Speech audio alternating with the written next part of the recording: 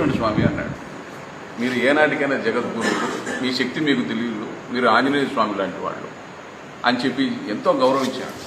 అక్కడి నుంచి నేను రీసెర్చ్ చేసిన. మా నాన్నగారు ఫేమస్ ఆడిటర్, మీకు అందరికీ తెలుసు. నాకు ఈ కులం గురించి నాకు చెప్పలే. అమ్మగారు టీచర్, హిందీ టీచర్, ఆమె కూడా చెప్పలే. కానీ నేను ఇట్లా మీలాంటి మిత్రుల ద్వారా కనుక్కుంటా వచ్చాను. ఒళ్ళు గమ్ముకొచ్చేది నాకైతే.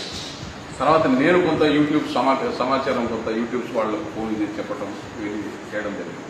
ఈరోజు నేను పెద్దల దగ్గరికి పోయినప్పుడు నన్ను ఏమంటారంటే ఆచార్య స్వామి. పొరపాటున ఒకడు ఆచార్య అని అన్నాడు అనుకో, పక్కనోడు విచారం వాళ్ళే మాట్లాడుకుంటారు. అంటే నన్ను అఖండ అని పేరు పెట్టారు, బాలకృష్ణ అని, ఫ్యాన్ అని.